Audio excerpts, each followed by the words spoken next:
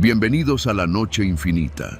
Antes de comenzar, cuéntanos en los comentarios desde dónde nos escuchas y qué temáticas te gustaría que exploremos en el futuro. Leemos cada mensaje con atención y siempre tomamos en cuenta sus sugerencias para los próximos relatos. Sin nada más que decir, comencemos. Lo primero que pensé cuando vi el letrero fue que no podía estar peor colocado. Motel Paraíso, en letras rojas neón, titilando como si el mismísimo infierno lo alimentara. Estaba sobre la carretera libre entre Cuernavaca y Alpuyeca, rodeado de monte, sin más alumbrado que la luz que escapaba de sus habitaciones y un Oxxo olvidado cruzando la carretera. Nada más. Era la primera vez que iba a un lugar así con Sandra. Teníamos poco más de 3 meses viéndonos a escondidas. Yo estaba casado, ella también. Nunca planeamos enamorarnos, pero ya sabes cómo es. Una mirada más larga de lo normal, un mensaje que no debiste contestar, y cuando menos te das cuenta estás tocando la puerta de una habitación rentada por horas. Esa noche no fue distinta a otras. Al menos, no al principio. Llegamos a eso de las 9:30, después de vernos en un restaurante cerca de Tres Marías. Ella venía callada en el coche. Yo pensé que estaba molesta, o quizá dudando de todo esto. Le pregunté si quería que nos regresáramos, pero no respondió. Solo negó con la cabeza y señaló el portón oxidado del motel. El tipo de la recepción apenas levantó la vista cuando bajé la ventana del coche. Me dio una tarjeta roja de plástico sin decir palabra, solo marcó con un plumón el número 12. Luego levantó la pluma de acceso y nos dejó pasar. El cuarto estaba hasta el fondo, el último del pasillo. Una construcción de un solo piso, con paredes de cemento pintadas de rosa sucio. En la fachada del cuarto 12 había grafitis viejos, casi borrados, y la puerta metálica del garage estaba abollada como si alguien la hubiera golpeado con furia. ¿Estás segura?, le pregunté otra vez mientras apagaba el motor. Sandra no dijo nada, simplemente bajó del coche y entró al cuarto. La seguí, cerrando tras de mí. El cuarto era feo. No había otra manera de decirlo. Una cama king size con sábanas rojas desteñidas, un espejo agrietado en el techo y una televisión vieja con el volumen al máximo, como si ya no pudiera bajarse. Olía a humedad y a desinfectante barato. Pero así eran todos esos lugares, o eso quería pensar. Sandra fue al baño. Tardó. Yo me quité los zapatos, me senté en la orilla de la cama y me quedé viendo los programas sin audio que pasaban por la pantalla. Entre la estática apenas distinguía formas. Me dio sueño. El viaje, la comida, el vino. Casi me recuesto, pero en eso ella salió. Tenía los ojos rojos, como si hubiera estado llorando. ¿Estás bien?, pregunté. Ya vámonos, Toño, dijo de pronto, sin mirarme. Esto ya no está bien. Me quedé congelado. No sabía si hablaba de nosotros, del motel o de algo más. Me acerqué para tocarle el hombro, pero dio un paso atrás. ¿Qué pasó? Nada, solo que tengo miedo. ¿De qué? Sandra me miró entonces, y lo que vi en sus ojos no lo voy a olvidar jamás. No era miedo de ser descubierta, no era culpa, era otra cosa, algo más primitivo. Como si hubiera visto algo que no podía procesar. Hay sangre en la regadera, dijo, casi en un susurro. Fui al baño. No vi nada. Revisé la regadera, la coladera, las paredes. Todo estaba limpio, impecable, demasiado limpio, como si alguien acabara de tallar con cloro hasta borrar la cerámica. Le dije que no había nada. ¿Qué viste? No lo sé. Un segundo estaba todo normal y al siguiente, la regadera goteaba rojo. Pero ya no está. Pensé en decirle que era el cansancio, que se le cruzaron los cables. Pero luego me fijé en algo que no había notado antes. En la base de la taza había una línea fina, como de óxido. Me agaché. No era óxido. Era una línea de sangre seca, muy delgada, como si hubieran trapeado mal. No dije nada.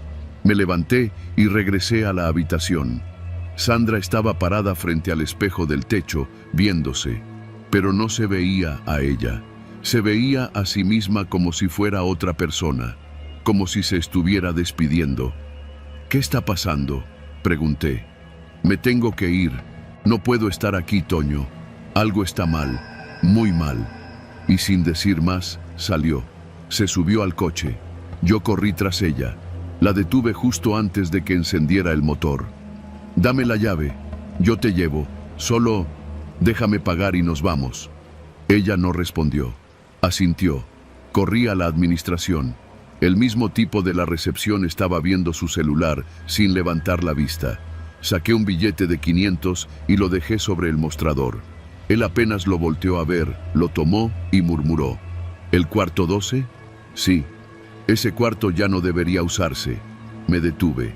¿Cómo? Lo cerraron el año pasado. Una pareja. El tipo salió a pagar, ella nunca salió.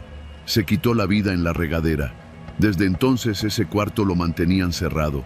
No sé por qué te lo dieron. Sentí que se me helaba el cuerpo.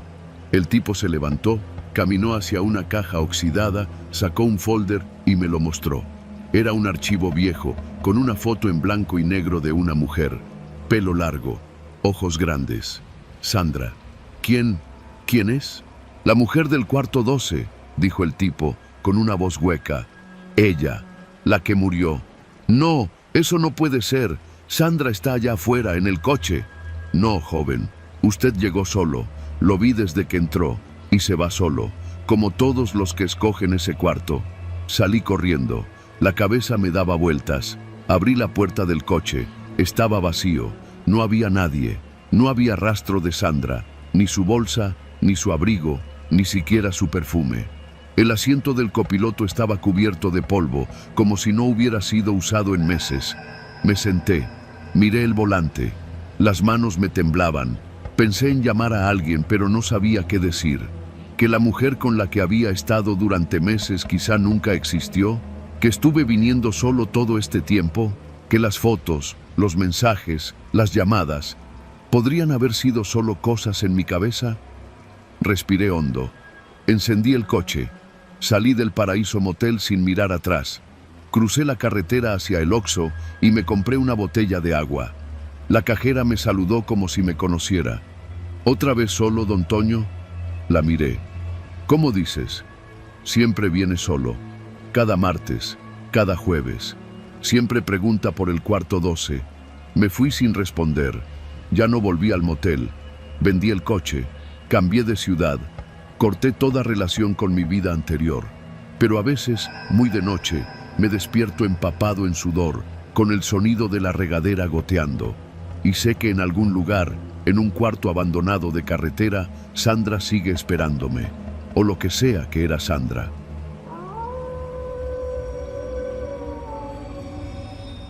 Yo me llamo Marisela y desde hace casi 6 años trabajo como camarista en el Motel Jardines, aquí en Iztacalco. Para la mayoría, este lugar es solo un punto en el mapa para ir a lo que ya todos imaginan. Unos entran rápido y salen más rápido.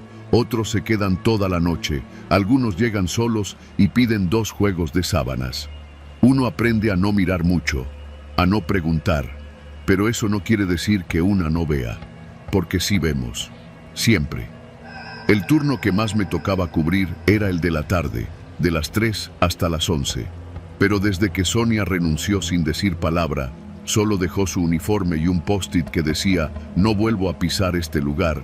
Me tocó quedarme también en las noches, a veces sola, a veces con Luz, que a pesar de tener ya más de 50, se movía con la ligereza de quien ha limpiado cuerpos, sangre y secretos desde tiempos inmemoriales. Te vas a acostumbrar al olor, me dijo una noche, mientras tallábamos una mancha seca y vieja en una de las colchas. Yo me reí pensando que hablaba del sudor o del cloro, pero no era eso. No hay una sola habitación en el Jardines que no tenga su historia.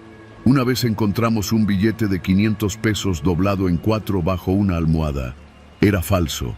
Otra vez un hombre dejó olvidado un rosario y una navaja. Pero la habitación número 14, esa es otra cosa. No sé si sea casualidad, pero casi siempre que pasa algo raro, es ahí. Esa noche llegué como siempre, saludé al recepcionista, un chavo nuevo que apenas duró 3 días.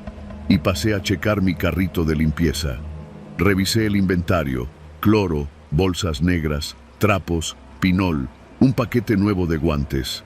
Nada fuera de lo normal. La habitación número 14 había quedado libre hacía media hora. El cliente había pagado en efectivo y no pidió factura, como casi todos. Desde que llegué, olía fuerte, como si el cloro se hubiera metido en la nariz y no saliera. En los pasillos se siente diferente cuando algo no está bien. El silencio pesa, las paredes sudan, y ese día el silencio se sentía denso, como si se hubiera estancado en los muros. Toqué la puerta antes de entrar, no por costumbre, sino porque aprendí, a la mala, que siempre es mejor asegurarse de que nadie se quedó dormido. Una vez casi me meto a una habitación donde una pareja todavía estaba en plena faena. Desde entonces, toco, espero y luego abro. La número 14 siempre tiene algo. Esta vez, lo primero que noté fue el olor, más intenso que nunca. A cloro sí, pero también a metal, a ropa mojada guardada por semanas. Revisé rápido la cama, las sábanas revueltas, manchadas como si alguien hubiera sudado puro miedo. Literalmente, tenían ese olor agrio que se impregna y no se va. Me puse los guantes y comencé a desvestir la cama. Al levantar la colcha, noté que la funda de una de las almohadas tenía una mancha circular, como de saliva mezclada con algo más. No era sangre, no del todo, pero tampoco era algo normal. Abrí la ventana, necesitaba aire, y fue entonces que lo vi. Del otro lado del patio, porque las habitaciones están construidas en forma de U, vi a una mujer parada, completamente quieta, en la ventana de la número 8. No se movía, no parpadeaba, solo miraba hacia donde yo estaba. Pensé en saludar, o mínimo hacer una seña, pero algo en su postura me detuvo. Me dije que seguro era una cliente que estaba fumando, pero no traía cigarro, ni se movía, solo observaba. Volví al trabajo, fui al baño a recoger las toallas, que estaban hechas bola en el piso. Una de ellas estaba húmeda y al levantarla, un bicho, una cucaracha creo, salió corriendo. Normal. En este motel todo lo que camina en la oscuridad encuentra hogar. Lo raro fue cuando intenté abrir el closet. La puerta no cedía. Estaba atorada. Le di un par de jalones hasta que sentí que se destrabó con un clic, pero no se abrió sola, como si algo estuviera sosteniéndola desde adentro. Jalé con más fuerza, y entonces se abrió. No había nada, solo una bolsa negra, de esas grandes, arrugada y pegada al fondo. Me acerqué con cuidado, la toqué con el palo del trapeador, sonó hueca, nada vivo, nada fresco, pero cuando me incliné para recogerla, sentí algo frío muy cerca de mi cuello. No era una corriente de aire, era algo más, preciso, como si alguien se hubiera acercado detrás de mí sin hacer ruido. Me levanté de golpe, giré, nadie, solo el cuarto, las paredes, la mancha en la almohada y el olor que se había vuelto más fuerte. Salí rápido, cerré con seguro y me quedé en el pasillo, respirando. Miré hacia la número 8, vacía. La ventana estaba cerrada, sin luz, nadie en la habitación. Fui con luz. ¿Tú la limpiaste?, le pregunté, señalando la número 8. Ella me miró raro, con los ojos entrecerrados. Esa no se ha usado desde el viernes, me dijo. Era lunes. Vi a una mujer parada en la ventana. Luz negó con la cabeza. Tomó su trapo y siguió tallando la tina donde alguien había dejado olvidadas unas ligas para el cabello y una botella vacía de ginebra. Volví a la 14 antes de que se hiciera más tarde. Limpié lo que faltaba, cambié sábanas, eché desinfectante por todo el baño. Cuando terminé, fui a recoger la bolsa negra que había en el closet. No pesaba, estaba casi vacía. La metí en el carrito, la aplasté un poco para que cupiera entre los botes de limpieza y seguí con mi ruta. Al día siguiente, antes de mi turno, me llamó la administradora. Quería hablar conmigo. Me dijo que el huésped de la número 14 había hecho una llamada antes de salir. Al parecer, pidió que no entráramos a limpiar hasta después de las 10, pero su hora de salida había sido a las 9:35.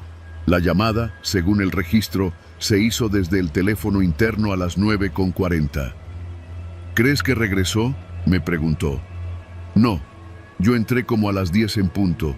La habitación estaba sola y no se podía abrir el closet. Ella me miró raro. Me pidió que si recordaba haber encontrado algo fuera de lo común. Pensé en decirle lo de la bolsa, pero no quería líos. Dije que no.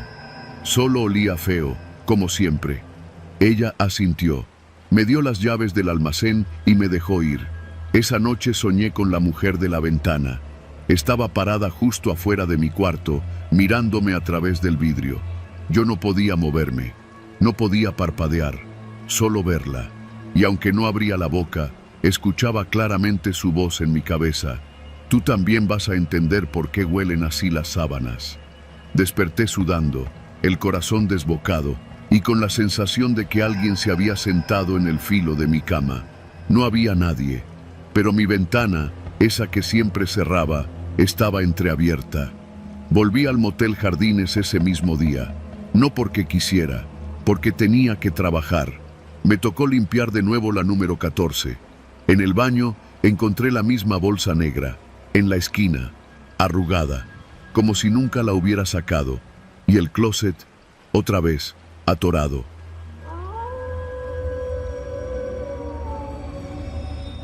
A veces pienso que si hubiera dicho que no aquella noche, si simplemente le hubiera pedido a esa chava que buscara otro taxi, mi vida seguiría igual. Pero el trabajo es el trabajo, y en esta ciudad no se puede andar rechazando pasajes porque sí. Yo soy de esos taxistas que trabajan de noche porque el tráfico baja y los viajes son más largos, más jugosos. Vivo en la delegación Iztapalapa, pero suelo moverme por toda la ciudad. Esa noche eran pasadas las 11 cuando me tocó el viaje más extraño que he hecho en mis 33 años al volante. Estaba estacionado en un paradero improvisado cerca del Metro Constitución, tomando un café de termo, cuando me llegó el llamado por radio. Una muchacha necesitaba un taxi en la esquina de Ermita y Periférico. Pregunté si era un viaje largo y el despachador me dijo que la chava quería ir al Motel La Luna, que quedaba por allá, rumbo a Tláhuac. No era una zona donde me gustara andar, pero la paga era buena y no tenía otro pasaje en puerta. Acepté. Al llegar a la esquina, vi a la chica, morena clara, cabello lacio y largo, jeans rotos y una sudadera negra. No parecía mayor de 20 años. Llevaba una mochila pequeña colgada al hombro.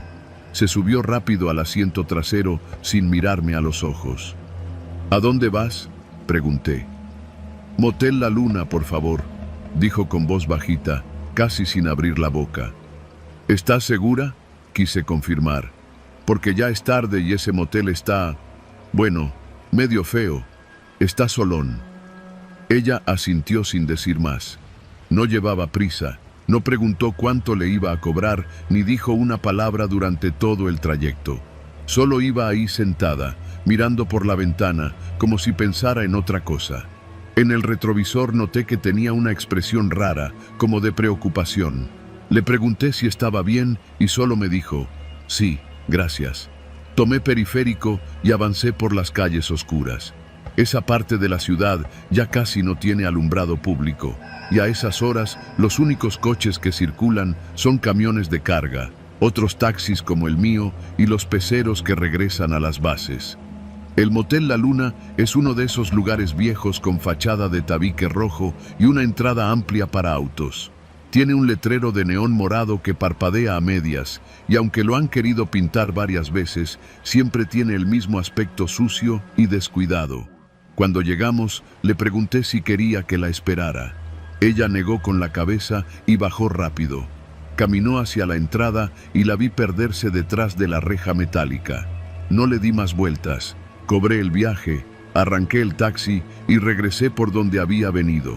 Pensé en seguir trabajando, pero el cansancio me ganó y decidí buscar un tamalito en la esquina de Taxqueña antes de regresar a casa. Me estacioné en una gasolinera, me serví otro café y encendí la radio. Estaban dando las noticias de la noche y fue ahí cuando todo cambió. Una joven de aproximadamente 20 años fue reportada como desaparecida el día de hoy, después de salir de su domicilio en la colonia San Andrés Tomatlán. La última vez que se le vio fue cerca del Metro Ermita, alrededor de las 11 de la noche. Su nombre es Mariela Soto Vargas. Me atraganté con el café.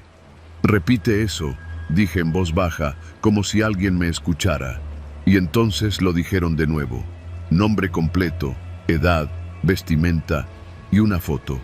La reconocí al instante. Era ella, la misma chava que había subido a mi taxi menos de una hora antes. Mismo rostro, misma mochila, misma ropa. Sentí un golpe en el estómago. Me bajé del coche como si el asiento me quemara. Caminé en círculos, con el corazón latiéndome como tambor de banda. Volví a subirme, tomé el celular y marqué a la línea de denuncia anónima. Me pidieron detalles, di todo, el lugar donde la recogí, la hora, hacia dónde la llevé, el nombre del motel. Me dijeron que una patrulla se acercaría al lugar. Colgué, pero no pude irme. Me quedé en la gasolinera mirando la calle como si esperara que ella reapareciera. A lo mejor entró y luego salió, me decía. A lo mejor me está confundiendo, no era ella. Pero sabía que sí. Su imagen seguía ahí, grabada en mi mente. Esa mirada perdida, esa voz bajita. Al día siguiente, no pude evitar regresar al motel. Llegué de día, me estacioné en la calle de al lado y observé. Lo mismo de siempre. Un portón que se abre y se cierra, coches entrando y saliendo, nadie mira a nadie. Me acerqué a la caseta y le pregunté al encargado si no había visto a una chava con esas características. «Aquí viene mucha gente, jefe», dijo sin mirarme. «No nos metemos». «Pero es que yo la traje anoche. Escuché que está desaparecida». El tipo me miró con algo de recelo, como si pensara que yo era policía. «Yo no vi nada. Pregúntele a los de las cámaras si es que todavía sirven». Me alejé. En el fondo sabía que no iban a decirme nada. No era la primera vez que pasaba algo así por esa zona. Una parte de mí quería olvidarlo, hacer como que nunca la vi, seguir con mi vida. Pero no pude. Esa noche soñé con ella, no como una aparición o cosa rara. Soñé que volvía a subirse a mi taxi, pero esta vez sí hablaba. Me decía su nombre completo, me pedía que no la dejara ahí, que me regresara.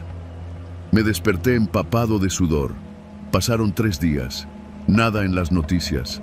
La sección de desaparecidos ya tenía otra foto distinta. Entonces supe que la policía no había encontrado nada. Mariela Soto Vargas seguía sin aparecer. Comencé a hablar del caso con otros taxistas. Uno me dijo que por esa zona ya habían desaparecido otras muchachas. Otra historia me la contó un compañero, que había moteles donde las cámaras no servían y los encargados estaban comprados, que algunas chicas eran llevadas ahí para no salir jamás. Fui a la fiscalía. Di mi declaración completa. Me hicieron preguntas de rutina y luego me dejaron ir. Nunca me volvieron a contactar, como si fuera un dato más en una carpeta que nadie iba a leer. A veces, mientras conduzco por esas calles oscuras, me pregunto si ella supo lo que le iba a pasar, si en su silencio había miedo o resignación. Me duele pensar que yo fui la última persona que la vio, el último en tener la oportunidad de hacer algo. He aprendido a vivir con eso, con esa pregunta sin respuesta. No dejé el taxi, pero ya no recojo pasajes por esa zona. Cuando una muchacha me pide que la lleve a un motel a esas horas, le invento que el coche está fallando, que ya me voy a casa, que no puedo, porque no quiero ser parte de otra historia como la de Mariela. Porque aunque la ciudad siga igual, con sus luces apagadas, con su gente que va y viene sin mirar a nadie, yo no olvido esa noche, ni esa cara, ni ese silencio.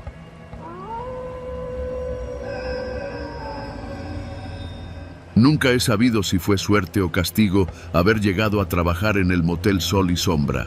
Tenía 23 años y acababa de llegar a Guadalajara desde un pueblo de Veracruz con la mochila medio vacía y la desesperación a tope.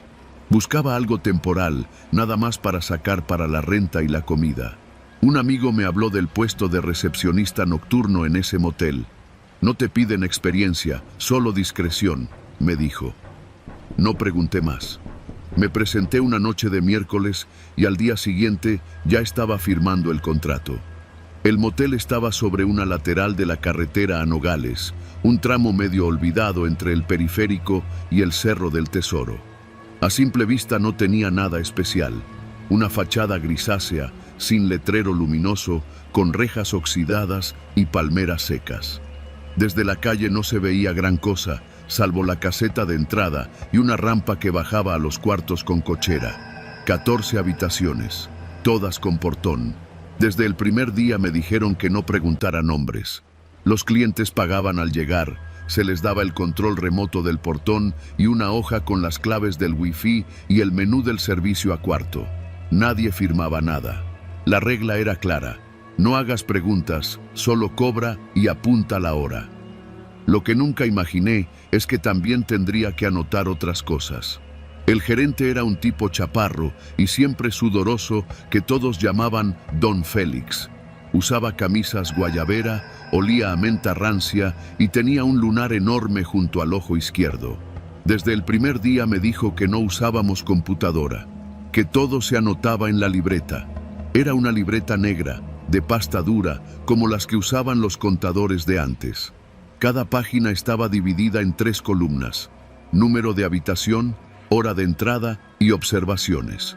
Las observaciones eran la parte delicada. Ahí se apuntaban ciertos detalles. A veces, don Félix me dictaba desde su oficina, otras veces me dejaba notas en papelitos doblados. Pareja en el 8, no quiere limpieza. O cuarto 9, pidieron 2 botellas, pagan extra. O dejar pasar a los de la Suburban negra sin preguntas. Así funcionaba el motel, discreto, efectivo, sin registros formales. Pero lo que descubrí con el tiempo fue que esa libreta servía para algo más, para proteger a don Félix o para hundir a otros. Una noche llegó un tipo en una Cherokee blanca. No venía solo. En el asiento del copiloto iba una muchacha, jovencita, de no más de 17 años. Se notaba incómoda, se cubría con la capucha de una sudadera. El tipo pidió el cuarto 10, pagó en efectivo y dijo: «Anótame con Félix, ya sabe». Llamé al gerente y me confirmó: «Sí, déjalo pasar, solo apunta la hora». Pero algo me molestó. Había algo en la mirada de la chica, como si quisiera gritar y no pudiera. Quise decir algo, pero el tipo me clavó una mirada tan seca, tan acostumbrada a no recibir resistencia, que me congelé. Esa madrugada, cerca de las 4, la pareja se fue. La chica iba pálida. Al pasar frente a la caseta, por un instante, levantó la mirada. Me vio. No dijo nada. Y yo tampoco. Esa fue la primera vez que me sentí sucio. Pero no la última.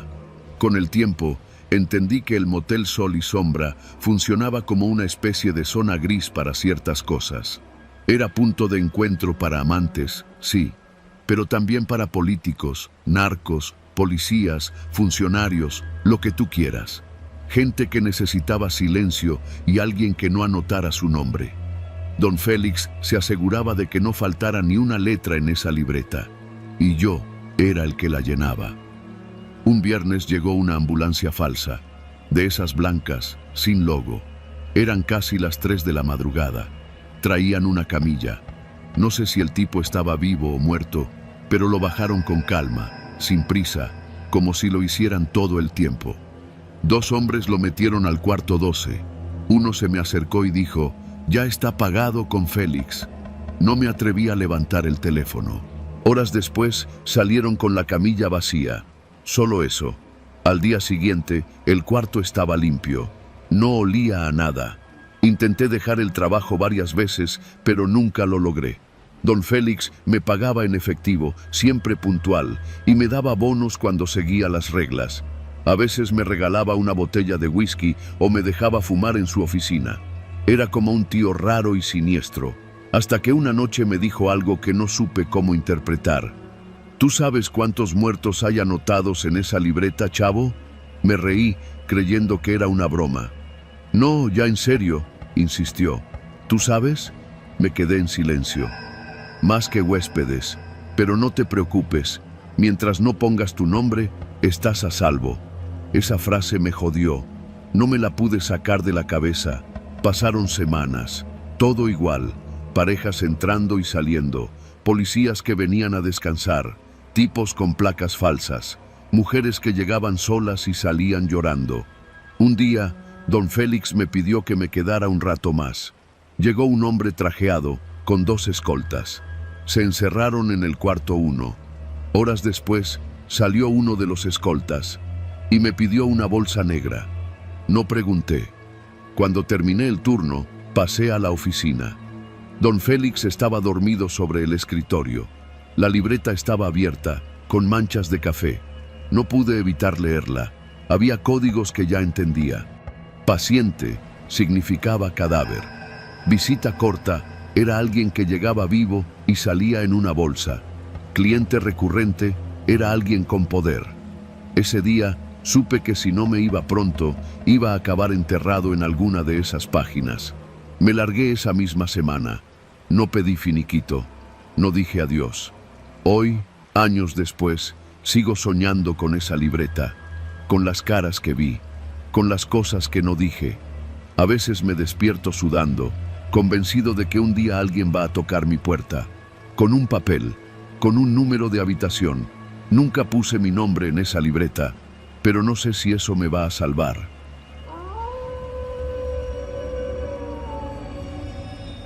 El nombre de este lugar es Estrella Roja, un motel de esos de lujo, con fachada discreta, recepción silenciosa, puertas electrónicas que se abren desde un panel y habitaciones con pantallas más grandes que la de mi sala. No estoy aquí por gusto, ni por placer. Estoy aquí porque alguien como yo, con deudas, un hijo enfermo y una carrera política en picada, aprende a cerrar la boca cuando le ofrecen un fajo de billetes por hacer solo una firma. Eran alrededor de las 9 de la noche cuando llegué. La ciudad todavía rugía afuera, pero dentro de la habitación se respiraba ese silencio que solo se consigue cuando los muros son gruesos y la intención es clara, que nadie escuche nada. Me habían dado la habitación 14. Era una suite con jacuzzi, espejos en el techo, luces tenues y un minibar lleno. Nada fuera de lo normal para un sitio así, excepto por un detalle. Sobre la cama había una carpeta manila con papeles que todavía no firmaba, una pluma negra de esas finas que jamás habría comprado por cuenta propia, y una mujer recostada, en ropa interior, maquillada como para un comercial de perfume caro. La conocía de vista, se hacía llamar Renata. «Buenas noches, licenciado», dijo, con una voz que parecía untada de miel. Yo asentí apenas, sin devolver el saludo. Me sentía como un idiota en ese lugar, como un animal viejo que sabía que lo llevaban al matadero y no podía hacer nada.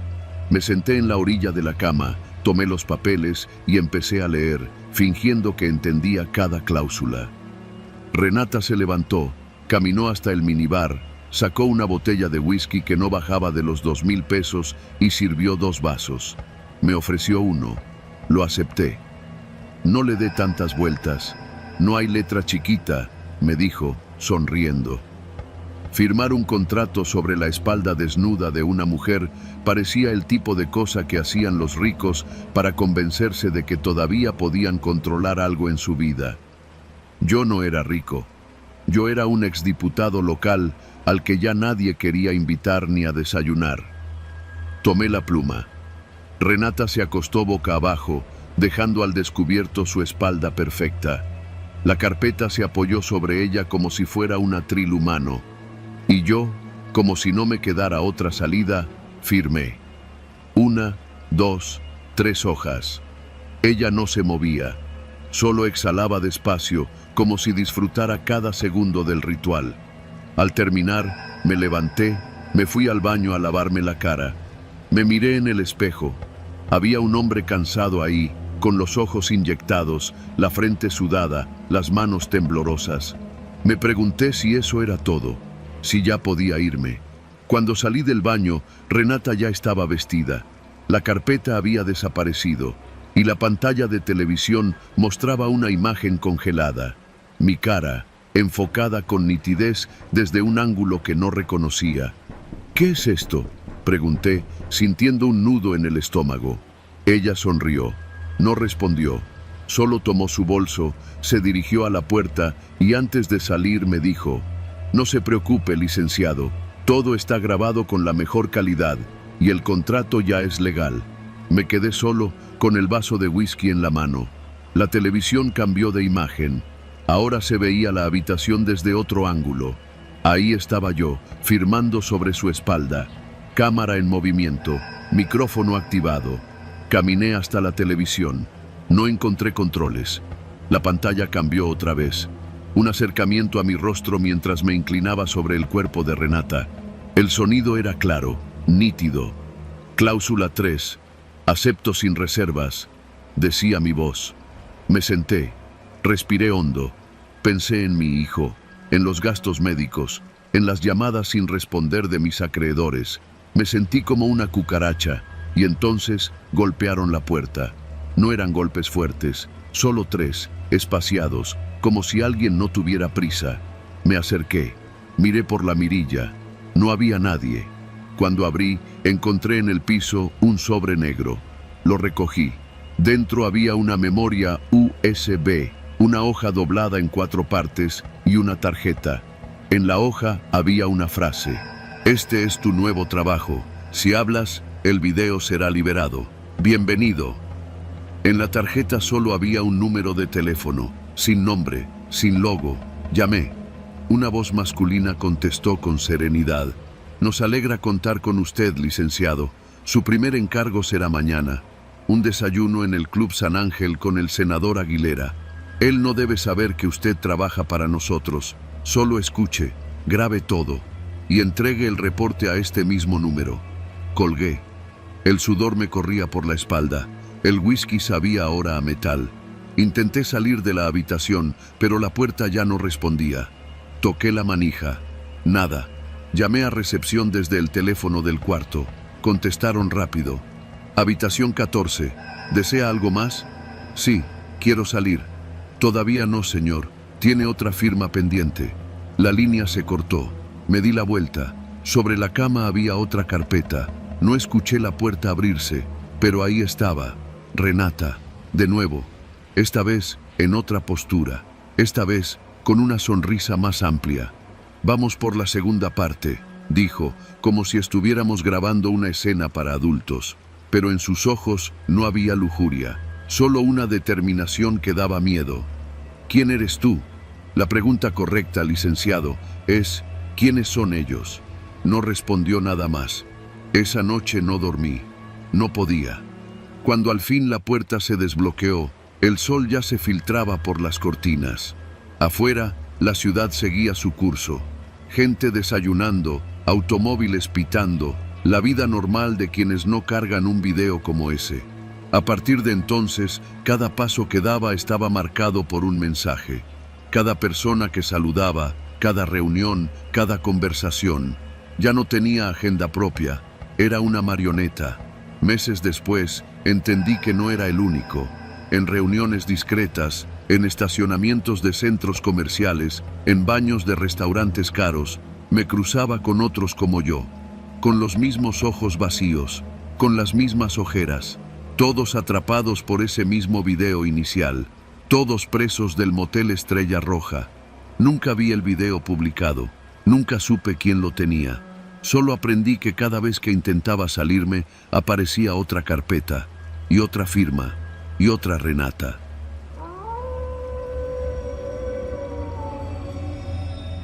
Me llamo Iván y soy técnico en refrigeración, de esos que sobreviven arreglando mini splits, neveras industriales y cualquier cosa que tenga compresor. No me puedo quejar, el trabajo es inconstante, pero cuando cae algo bueno, paga bien.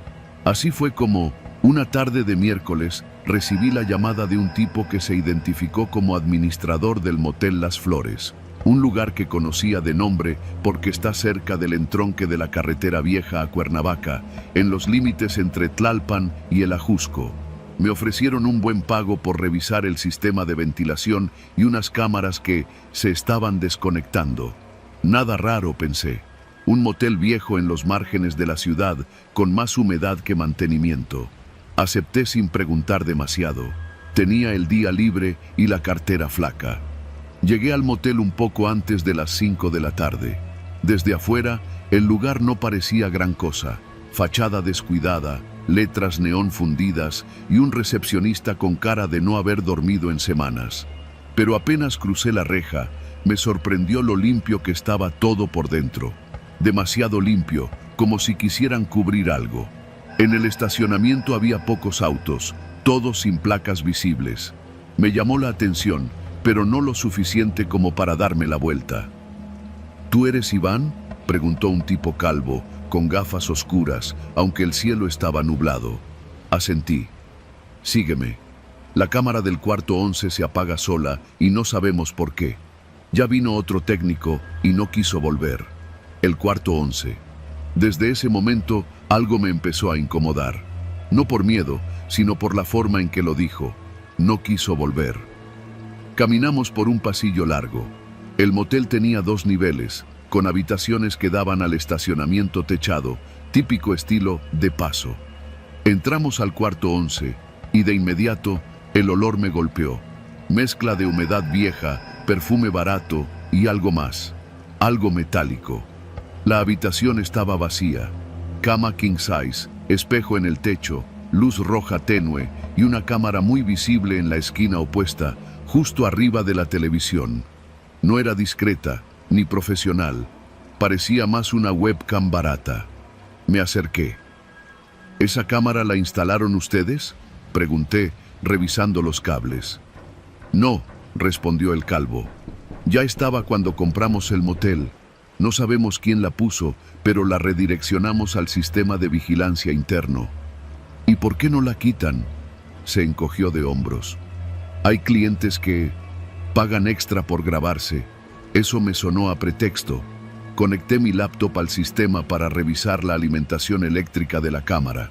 Mientras lo hacía, vi que el software usaba una interfaz diferente a la estándar. No era comercial, era algo modificado, un servidor web con acceso remoto. ¿Quién tiene acceso a esto?, pregunté, tratando de sonar casual. Solo yo y el dueño, aunque la contraseña ya la tenía el técnico anterior. Dijo que no quería saber nada más del cuarto 11, que había visto algo raro en las grabaciones. ¿Qué clase de raro? No sé, no me quiso decir. Lo ignoré. Técnicos paranoicos hay muchos. Seguí trabajando hasta que di con lo extraño. La cámara no se apagaba. Se redirigía automáticamente a otro servidor externo. En resumen, alguien más estaba viendo las transmisiones en vivo, sin pasar por el sistema del motel. Lo supe porque mi laptop empezó a enviar paquetes de datos a una IP desconocida. Un servidor encriptado. Me sentí incómodo, muy incómodo. ¿Tienen más cámaras como esta?, el calvo dudó un segundo. Sí, en 6 habitaciones más. Pero solo esta da problemas. En ese momento decidí que necesitaba revisar más. Dije que el problema estaba en la caja de control y pedí revisar el cuarto de servidores. Me llevó a una bodega improvisada, mal ventilada, con racks polvorientos y un switch oxidado. Pero lo que me dejó helado fue lo que encontré en el disco duro. Grabaciones almacenadas localmente, decenas de carpetas, cada una con fechas y número de habitación. Entré a una carpeta al azar. Era del cuarto 9. El video mostraba a una pareja teniendo relaciones. El tipo tenía el rostro descubierto, ella no. Pero no fue eso lo que me perturbó. Fue que, a mitad del video, la mujer se levantaba de la cama y caminaba hacia la cámara, mirándola directamente. Se paró frente a ella por más de 2 minutos sin moverse. No pestañeaba, no hablaba, solo miraba fijamente. Cambié de carpeta, lo mismo. Diferentes personas, mismos patrones. Alguien, en algún momento, siempre miraba a la cámara con una fijeza anormal, como si supieran que había alguien del otro lado. Salí del cuarto de servidores con el estómago revuelto. ¿Tienen registro de los clientes?, pregunté. No, todos pagan en efectivo. No pedimos identificación. Ya sabes cómo funciona esto. Asentí. Y entonces hice lo que no debía. Volví al cuarto 11 y conecté mi laptop directamente a la cámara, saltándome el sistema del motel. El navegador me redirigió solo. Apareció una página en negro, sin logo, solo una lista de números de habitación. Todos los botones estaban activos. Cliqueé el número 11. La imagen apareció en vivo, la habitación vacía, pero entonces vi algo moverse en la esquina inferior, un pie. Alguien estaba acostado justo fuera del campo de visión, en el suelo, junto a la cama. No se movía mucho, solo respiraba. Me quedé helado. ¿Quién está ahí?, pregunté, sin esperar respuesta. Apagué la cámara. No podía más. Empaqué mis cosas y le dije al calvo que el problema era interno, que necesitaban cambiar toda la instalación. Le inventé un presupuesto tan alto que supe que no me volverían a llamar. Antes de irme, sin embargo, pasé por la recepción. Había otra persona ahí, una mujer joven. Me miró raro. ¿Usted es el técnico?, asentí. ¿Es cierto que esas cámaras transmiten en vivo por internet? ¿Quién le dijo eso? Mi hermana se quedó aquí hace 2 semanas. Dice que vio una luz prendida en la cámara toda la noche, que sentía que la miraban. Desde entonces, ya no es la misma. Quise decirle algo, advertirle, pero me detuve. ¿Qué iba a lograr? Me fui. Esa noche, en casa, intenté olvidar lo que vi, pero la IP que rastreé seguía viva. Y por curiosidad, como un imbécil, me conecté una última vez. Ahora la habitación no estaba vacía. Había una mujer sentada en la cama, desnuda, de espaldas a la cámara. La imagen estaba nítida. El tiempo corría. Yo la observaba, hasta que, sin mover el cuerpo, giró la cabeza 180 grados, mirándome directo a los ojos a través de la pantalla. Cerré la laptop de golpe. La desconecté de internet. La tiré a la basura días después. No le conté a nadie, pero cada vez que paso por la zona y veo el letrero medio apagado del motel Las Flores, sé que todavía está ahí, la cámara, transmitiendo para quien quiera pagar por mirar. Y si tú llegas a conectarte, ten cuidado, porque cuando mires, también te van a mirar de vuelta.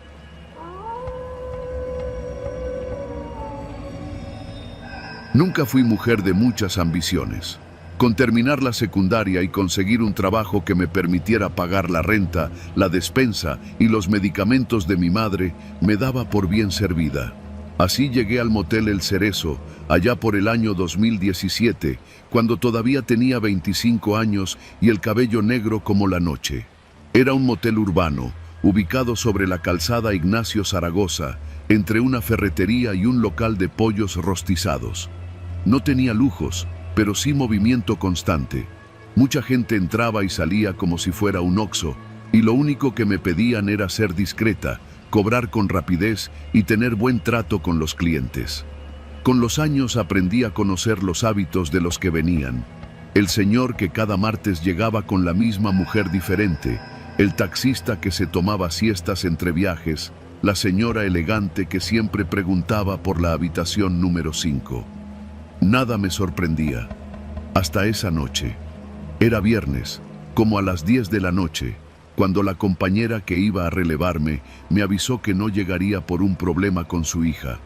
Me pidió, con voz temblorosa, que si podía cubrirle su turno. Yo acepté. No me gustaba quedarme sola en el turno de la madrugada, pero necesitaba el dinero extra.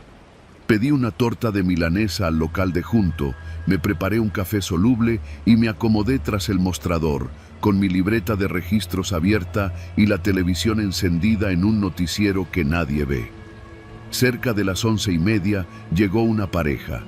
Él manejaba un Versa gris, medio sucio de polvo, como todos los que vienen del trabajo. La mujer llevaba un vestido rojo de tirantes, el cabello planchado y lentes oscuros, aunque ya era de noche. Apenas los vi por la cámara, me levanté para activar la pluma de entrada.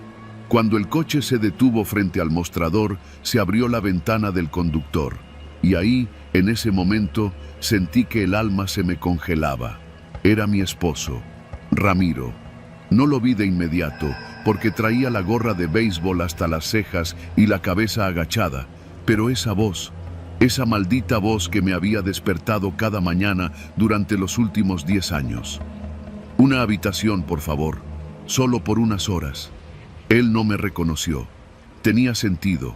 En los turnos nocturnos usábamos cubrebocas desde antes de la pandemia, por los asaltos. Además, Yo tenía el cabello recogido y llevaba gafas de lectura. Me quedé en silencio unos segundos. La mujer del asiento del copiloto ni siquiera volteó. Estaba ocupada revisando su celular con una uña postiza larguísima, de esas que parecen garras. ¿Habitación con cochera?, le pregunté, disimulando el temblor de mi voz. Sí, asentí y anoté los datos en la libreta. Auto Versa gris, hombre de aproximadamente 35 años, acompañante femenina, joven, vestido rojo. Marqué la habitación número 7, la más alejada del mostrador, la más privada. Mientras el auto avanzaba por la rampa hacia los cuartos, mis manos comenzaron a sudar. El coraje, la incredulidad y la humillación se me revolvían en el estómago como si hubiera comido algo podrido. Mi esposo, el mismo que esa mañana me había dicho que iba a trabajar horas extra en la panadería de su primo, el mismo que me había mandado un mensaje a las 9 diciendo que estaba hasta el cuello de trabajo. Pensé en llamarle, mandarle un mensaje, decirle, ya te vi, desgraciado. Pero algo dentro de mí, algo oscuro que apenas comenzaba a despertar, me hizo cambiar de idea. Lo observé por la cámara en blanco y negro. Lo vi estacionarse. Lo vi bajarse del coche y abrirle la puerta a la mujer, que caminó con los tacones como si flotara. Entraron sin prisa, sin vergüenza. Durante los siguientes minutos no pude concentrarme. Quería llorar, gritar, romper algo. Pero también tenía miedo, no de él, sino de lo que yo podría hacer. Pasaron 20 minutos, después 30, luego 45.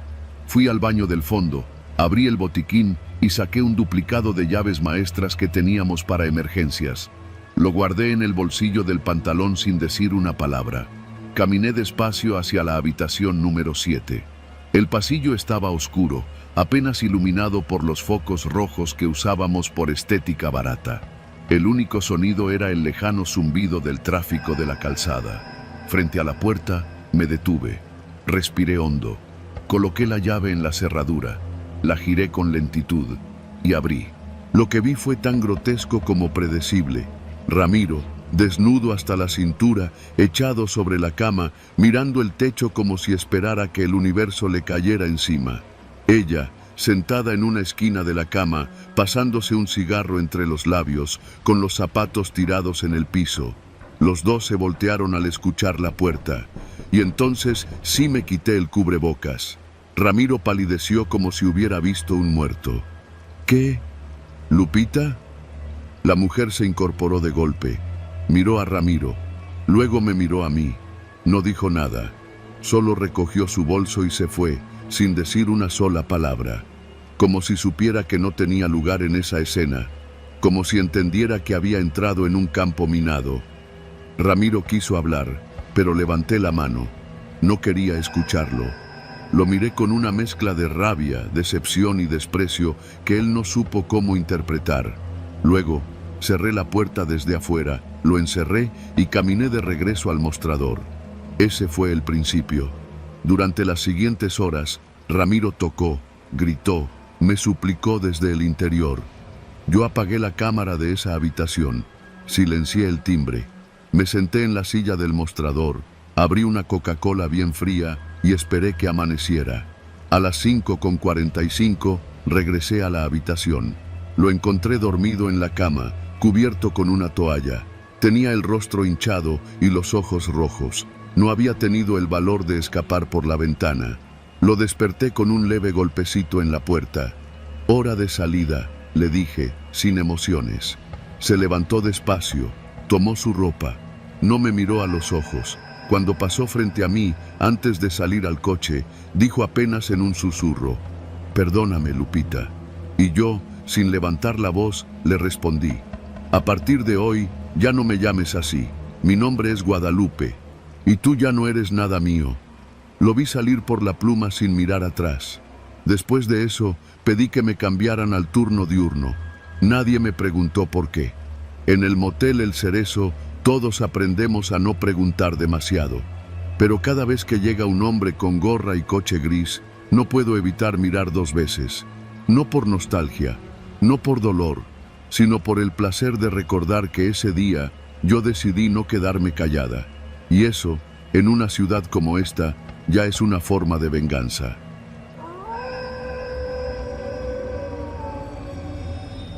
En el Motel Horizonte, los gritos de la habitación 8 se mezclaban con el ruido constante del aire acondicionado. Era un sonido que nunca antes había escuchado tan cerca, tan real, y por un instante me hizo detener el motor de mi moto frente al letrero de neón parpadeante. Motel Horizonte, estancias por horas. La noche estaba húmeda, el pavimento relucía bajo las luces amarillas de la calle, y un olor a gasolina se mezclaba con la humedad del ambiente. Nunca pensé que trabajar como repartidor me llevaría a un lugar como este, pero la orden era grande y la propina prometía ser suculenta. Empujé la puerta del motel con la mano izquierda mientras sostenía la bolsa de comida con la derecha. El vestíbulo era pequeño, con una lámpara de techo cuyo vidrio estaba empañado por polvo y grasa. Al fondo, la recepcionista, una mujer de rostro inexpresivo, apenas levantó la mirada y señaló con un movimiento de cabeza hacia las escaleras. «Habitación 8», dijo en voz baja. Su tono era monótono, como si estuviera acostumbrada a la rutina de los gritos nocturnos. Subí las escaleras de metal oxidado que crujían con cada paso.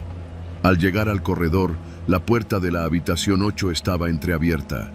Un hilo de luz amarilla escapaba por la rendija inferior, mezclándose con el zumbido del aire acondicionado que no parecía enfriar nada más que la atmósfera. Respiré hondo. Cada paso hacia la puerta parecía pesado, como si caminar allí requiriera un esfuerzo extra. Me dije a mí mismo que solo tenía que dejar la comida y salir, que no debía involucrarme en nada más. Golpeé suavemente la puerta y dejé la bolsa frente a ella. No hubo respuesta inmediata, solo un murmullo apagado mezclado con el ritmo irregular de los gritos que se escuchaban más cercanos que antes. El sonido me hizo estremecer. La puerta se abrió un poco más y vi el borde de una sombra moverse dentro. Era humano, eso estaba claro, pero había algo en la postura, en la manera en que se movía, que no era natural. Retrocedí un paso, buscando la seguridad del corredor, pero algo me obligó a mirar. Un destello metálico en el suelo. Una llave, quizá dejada por descuido, reflejaba la luz del pasillo. Tomé la bolsa con ambas manos y di un paso atrás, decidido a salir. Entonces escuché un susurro detrás de mí. «No te vayas todavía». Era apenas audible, pero suficiente para que el corazón me diera un vuelco. Me giré y no había nadie. Solo la sombra que se movía detrás de la cortina amarilla, balanceándose con los gritos y las luces parpadeantes. Mi instinto me gritaba que corriera, pero la curiosidad, o quizás la locura de la situación, me empujó a acercarme un poco más a la puerta. «Aquí tiene la comida», dije, tratando de mantener la voz firme. El silencio fue absoluto durante unos segundos que se sintieron eternos. Luego, un golpe seco resonó dentro de la habitación. No había muebles moviéndose, no había ventanas abiertas, solo el golpe y el aroma a sudor y alcohol que emergía de la rendija. Retrocedí nuevamente, esta vez casi tropezando con mis propios pies. Un segundo golpe, esta vez más fuerte, me hizo levantar la vista hacia la puerta. Estaba cerrada. No había manos visibles, no había figuras que pudiera discernir más allá de la cortina. Sentí el pulso acelerarse, el sudor frío en la nuca. Miré la bolsa. La propina no valía esto. Pero antes de poder irme, la puerta se abrió de golpe y la cortina cayó. Dentro, una habitación casi vacía, con una cama mal hecha y un hombre de pie, cubierto en sombras, observándome fijamente. No gritaba, no se movía, solo estaba allí, mirándome con ojos que no podía distinguir, pero que sentía profundos y fríos. ¿Se le ofrece algo más?, pregunté, mi voz temblando. No hubo respuesta, solo un leve movimiento de cabeza, como una señal que entendí demasiado tarde. No estaba seguro de querer seguir ahí. Di un paso atrás y mi pie resbaló con algo húmedo en el suelo. Miré hacia abajo y vi charcos oscuros, como si la habitación estuviera impregnada de algún líquido que no reconocía. El aroma me hizo toser y fue suficiente para romper la parálisis.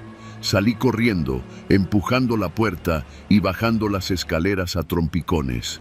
Una vez en la calle, sentí que la presión en el pecho disminuía, pero no desaparecía. Subí a mi moto y encendí el motor, el ruido llenando mis oídos, mezclándose con la lejanía de los gritos que parecían perseguirme mientras arrancaba.